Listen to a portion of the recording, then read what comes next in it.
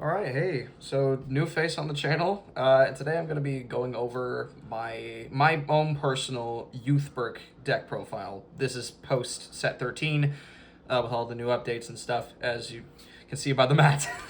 So first off, we're just going to be starting with the standard ride line. There's not a whole lot that, I mean, to be honest with Youthberk, this is the most optimal ride line that you can use. It's Youthberk, you can't really change too much. Exactly. I mean, grade 1 is just great for searching, as we'll see in later pieces. Same thing with the grade 2 with the counterblast recall from drop. It's always great. Yeah, so not a whole lot to change there. I think the most you'll ever see is like people changing their starter to throw someone off. But everyone does it so much to the point it's like, what's the point? Exactly. So next up, gonna be running 3, so full persona lineup. I personally find this very beneficial because worst case scenario, you can use this as a discard target and can recall through various other means. But also, it's always good, especially in this deck, to really hammer it home. Numbers matter. Exactly. Yeah. So that extra 10k can make a whole lot of difference. Plus, the card draw is nice too. Also, just want to show off our beautiful Youthberk. Oh, yes. Right here. This was not my design. This was a design that I found off of Twitter. So... Credit to the artist out there. Yeah, credit to the artist. I don't know the name right now, so if you're seeing this, please don't sue me. Love the artwork, though. Makes a great mat. It does. All right, so for the grade 3 lineup, this is going to be kind of... that's our personas. Here. Moving on to Revol forms. Yes, so the moment you have all been waiting for, we start off with a full blast lineup. So I just want to interrupt for a second. I bought a case... And this guy right here, we were getting so far into this case, and I was getting worried because I hadn't pulled a single one, and I was like, I'm so worried that that he's not going to show up, that I'm not going to get a playset. Luckily, we pulled 5, but I was like, it was getting to the point where I was like, I was getting desperate. I was so worried. Exactly. Yeah. No, it was a little stressful there.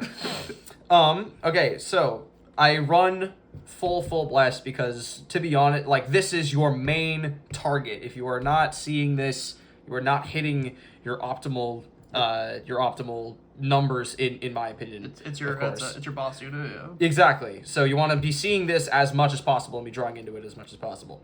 For the other Revol forms, moving these up a little bit. Okay, I am running 2 of each.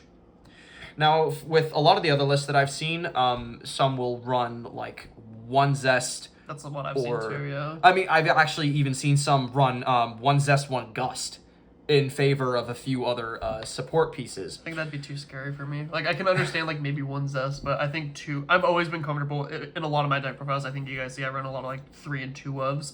Mm-hmm. 1 ofs, I'm really a little iffy on because I'm too scared of damaging it. I would agree. Mostly, exactly. It's mostly just for damage checking and whatnot. And also, this deck, surprisingly, it does a lot of searching even far after you've gotten all 3 into the soul.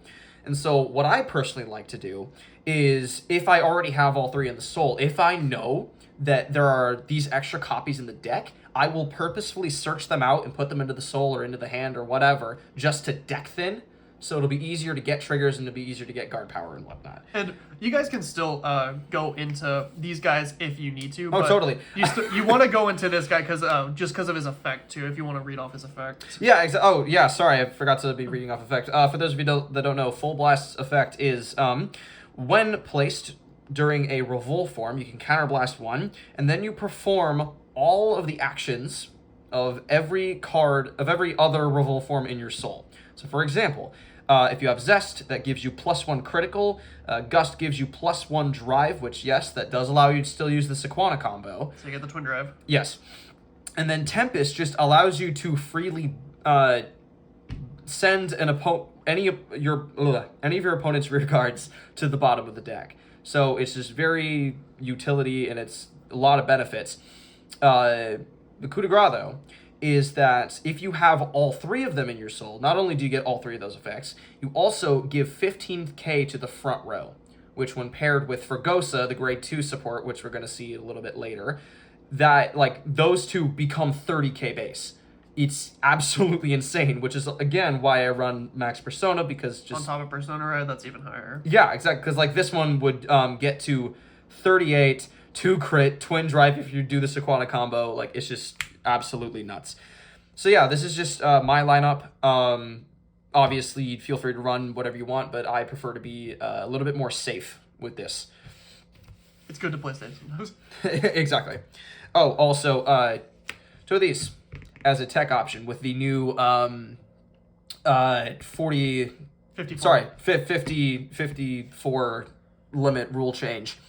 I mostly run these because just simply, like I said, as a tech option, because the 15k from full blast would make this into a 28, and this one, for those of you that aren't aware, is during the turn that your Vanguard rode off of an effect, so aka Revol form, then when this unit attacks, your opponent can't call normal units from the hand to guard. Which, I mean, if your opponent has a big hand, they're probably going to use a lot of triggers anyway, but it is still a good extra piece just to kind of keep them on their toes and rethink their strategy. You're baiting out their triggers with triggers. Like your full blast or your Fregosa. So like, it's an interesting tech. Yes.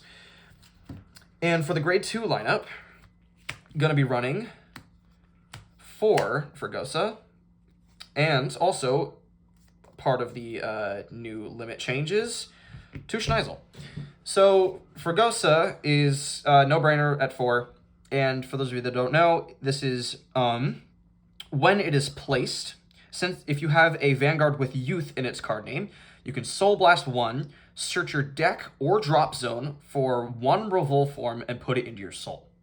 Then, if you have all 3 Revol forms into your soul, that being, blue, red, green, then you can Soul Blast a card that is not a Revol form and draw a card. So that last little bit's nice. Usually you only use it like, say if your Sequana goes into the soul after an attack, you can Soul Blast that, or you can Soul Blast a copy of Skyfall if you Persona Ride. It comes up a lot more than you might think.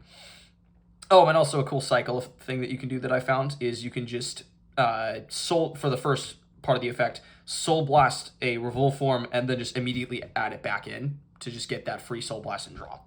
And also, down here, when your Vanguard is placed by Revol Dress, this unit gets 5k. Ergo, that makes it 15, plus the 15 from Full Blast. That gets you to 30k base, so really strong hitters. Schneisel, I put at 2, because there are a decent amount of superior callers from the deck already. And this, I'm putting this in because it's good for the top 5 search to add other Revol forms into your hand. It filters out, which is really nice, because what I've personally noticed ever since the updated rule change, especially in decks like Majesty Lord Blaster, I don't seem to hit my Blaster Darks as much, or my Blaster Blades. So having a more search in the deck, because this deck is very consistent, but having just that little extra search can be very beneficial. Yeah, I agree. And also, the deck on its own isn't counterblast heavy at all. So that one counterblast for Schneisel is actually really good, and you can get that off often. It's not hurting you very much. No, it's not. And also the plus 5k that it gives to the Vanguard is good, because that helps, that makes it so that your opponent has to guard more, which is always useful in this deck. You want to be eating your opponent's hand. Exactly. For the grid 1s, this one is also pretty standard for a full blast tech. So we have 4 Carinos and then 4 Sequanas. Also, if I move these up and reposition just a little bit, 1 Cacto. So 4 Carinos. Again, standard. For those of you that don't know, when this card is discarded during your turn, or when it is called from the deck, you can search your deck or drop zone for up to 1 card with Revol form in its name, like Fregosa, except this time you get to add it to your hand And then you can take a card, not specifically the card that you searched, but just any card from your hand and put it into your soul. So a good tech that I like to do with this is, let's say I have a copy of Gust in my hand, right? What I can do is I can discard Carino or pop off the effect, search my deck for a full blast, since it counts as a Revol form, put it into my hands, and then I can just put the Gust into my soul. So that way I'm guaranteeing that I'm going to have an optimal Revol form target for that turn. And then also if you added a card to your hand, shuffle your deck. Sequana, again, no-brainer. You can pull off the Twin Drive combo after Revol Dress. That was one of the funnest things to do when she came out. I think that was set 7, yeah. Yeah, exactly. Everyone was like, is that how that works? I was like, yeah, that's how that works. Yep. Also, I would just like to say, yeah, she never showed up in the anime. Like, that still baffles me. Exactly. I find it... Raika, what are you doing? You still playing Painkiller? Yeah, I don't know. I mean, the dude was running Zest even before Full Blast came out. That's true. So I don't know what was going on with him. And so we're also running one copy of Cat because, if you don't know this, for those of you that don't know, this was part of the, what set was this when these came out? Oh, geez. Basically, there was, they're all named after jewels. The Carbuncles, yeah. The Carbuncles. There's one for every nation. And they usually have some sort of search effect or just some specific effect to help the deck out. They all become a 20k shield, and then they all have an additional effect. Yes, so the additional effect for the Keter one here is you just search top 5, superior call a card. If you superior call during the battle phase, it comes in as rest. Yep. But it's just the reason why I run this at 1 is because you rarely see it, and usually 9 times out of 10 you can get all your combo pieces just fine. But normally, you would play this if you just have not found any of your Carinos or your Fergosas, and you just really, or heck, even a Sequana, if you just are, if you had to discard a few of them or whatnot. It's just good for just that little extra step. I have seen some lists run 2 of this for like a little bit more consistency, but personally, I haven't. I found that 1 is just fine. I've been playing 1 in Ezel just for a little extra search because I'm like, I don't get the card I want. Let's see if the cat gives me what I want. Yep. And the next run 4 of the good PGs, of the effect PGs. Now, I am planning currently to get an Elementaria, which is personally what I recommend, but it's kind of expensive right now, and I do not have the funds for it. This will work just fine, though. Yeah, so 4 PGs, if you want to play Elementaria, that's always an option, too. Yeah. And then finally, for our trigger lineup, I'm going to be running kind of a standard for most Keter, from what I understand, is we have 7 crits, and then 4 front, the obviously the owl pack with the 20k shield, and then also 2 of the base heals. And personally, so far, I've been running the new one, the Affection Harp Angel. This is the effect heal where if your opponent is at a higher grade than you are, then it gets an additional 10k shield, making it a 20k shield. This one's kind of situational. I appreciate it when it is needed. If not, can be like a discard target for Ride if you need. It's most effective if you're going up against like, Ignis just came out, or any of the grade 4 decks. I've always said, Stride deck sets. Yeah. The effect heals are always personal preference. It depends on your locals. What I've noticed at our locals is we do actually go up quite a few grade 4s. Ignis, we have Chronojet player, Magnolia, so yeah. Messiah too. So yeah, it's personal preference really. So they do come in handy. Yep. And then finally, for the pièce de résistance, I run Valnit. Is Faro. I run blue because in this deck specifically, this is a really good card.